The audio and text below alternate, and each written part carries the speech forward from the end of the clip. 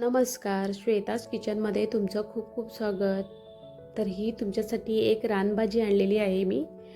तर रात्रीची वेळ होती, बनवायला लागलेली आणि म्हटलं हा व्हिडिओ तुम्हाला दाखवावा. तर लाईटच गेली लोड शेडिंगमुळे आणि पाऊस खूप असल्यामुळे. तर मी नाचणीची भाकरी आमच्या पद्धतीने, आगरी पद्धतीने नाचणीची भाकरी भाजलेली आहे आणि कंटोळीची भाजी केलेली आहे. तर पुढे पाहू शकता रेसिपी. छान भाजी झाली होती. तर इथे मी ही रानभाजी दाखवत आहे तुम्हाला. पहा, यांना तुम्ही काय म्हणतात तुमच्या गावी आणि कोणत्या नावाने तुम्ही ओळखता ते कमेंट बॉक्समध्ये कमेंट करून सांगा. तर ही अशी मी बारीक चिरून घेत आहे आणि त्याचबरोबर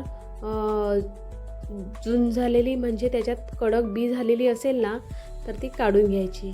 ती कडक बी मग दाताखाली येते, ती बरोबर नाही, म्हणून ती काढून घ्यायची. तर इथे मी सर्व बारीक चिरून घेत आहे आणि तुम्हाला दाखवते कडक बी म्हणजे कशी असते.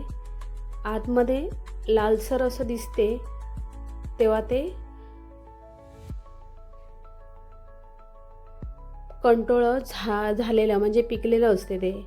त्याच्या बिया तुम्हाला लावायच्या असतील कुंडीमध्ये वगैरे तर तुम्ही लावू शकता. हे पहा, किंवा तुमची बाग वगैरे असेल तिकडे लावू शकता तुम्ही. पण ह्याचे होतावेत तेवढे ह्यांचे कांदे असतात. ह्यांची बिया वगैरे लावून होत नाही कंटोळीचे. तर कांदे लावल्यानेच हे आपल्याला दरवर्षी पावसाळ्यात मिळतात. तर ही अशी मी सर्व कापून घेतलेली आहे. त्याचबरोबर आपण कांदा पण बारीक चिरून घेऊया. बिया एवढ्या निघाल्या आणि आता कंटोळी आपली कापून झालेली आहेत. ही कापायच्या आधी धुवायची, कापल्यानंतर धुवायची काहीच गरज नाही म्हणजे त्याच्यातलं सर्व जीवनसत्व असते ते निघून जाते. कारण पावसाळ्यातच आपल्या ह्या भाज्या खायला, बिना खताच्या भाज्या खायला भेटतात, म्हणून खायच्या असतात ह्या. वर्षातून एक तरी भाजी खायचीच ही. तर कांदे पण आपण बारीक चिरून घेऊया. आणि ह्या भाज्या कशा माहिती का, डोंगर भागातच असतात, अशा कुठेतरी निघत नाही. डोंगराळ भाग असेल तिकडेच ते वेल निघतात आणि मग कंटोळ लगेच पाऊस पडला की 15-20 दिवसातच तयार होतात. हे लगेचच झाडावर चढतात हे वेल. आणि बहुतेक वेळा मी यावर्षी तर तुम्हाला 2च भाज्या दाखवलेल्या आहेत मी. यावर्षी वेळ नाही भेटला त्याच्यामुळे मी 2 भाज्या तुम्हाला या दाखवल्या. आणि आता हा कांदा पण बारीक चिरून झालेला आहे. असाच बारीक चिरायचा कांदा. तर इथे तेल पण टाकून घेतलेलं आहे आणि थोडीशी लसूण ठेचून टाकायची पहिली तेलावर आणि नंतर कांदा टाकायचा, मग अजून त्याची चव वाढते. तर पाहू शकता मी 2-3 मिरच्या टाकलेल्या आहेत आणि 2 कांदे बारीक चिरलेले. आणि आता मस्त थोडंसं लालसर होईपर्यंत भाजून घेतलेलं आहे. आणि ह्याच्यात मी गरम मसाला, आपला घरचा मिक्स मसाला, हळद, लाल तिखट नाही, काश्मीरी मिरची पावडर टाकलेली आहे.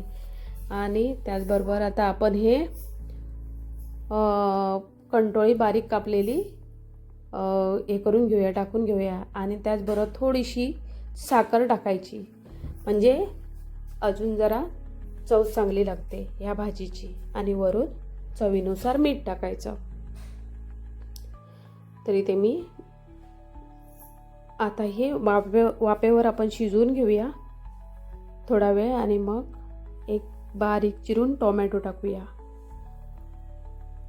तर कलर भाजीचा किती मस्त आलेला आहे. तर आता इथे टोमॅटो टाकून घेऊया आणि थोडा वेळ अजून शिजून देऊया.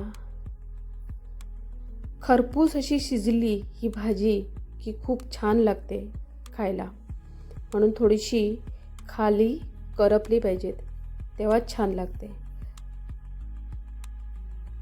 आणि याच्यावर आता ओला नारळ, किसलेलं खोबरं टाकून घेऊया आणि वरून थोडीशी कोथिंबीर.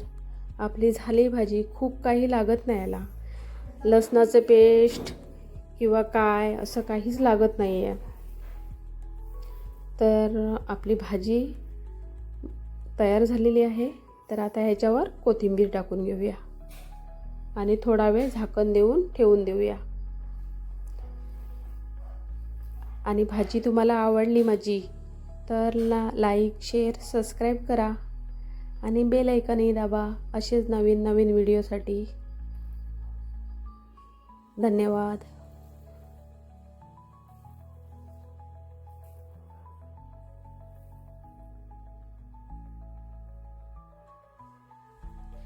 आणि एक सांगायचं राहून गेलं की माझे व्हिडिओ तुम्ही कुठून कुठून बघता ते कमेंट बॉक्समध्ये कमेंट करून सांगतच नाही आणि कोणी लाईक पण जास्त करत नाही, शेअर पण नाही करत.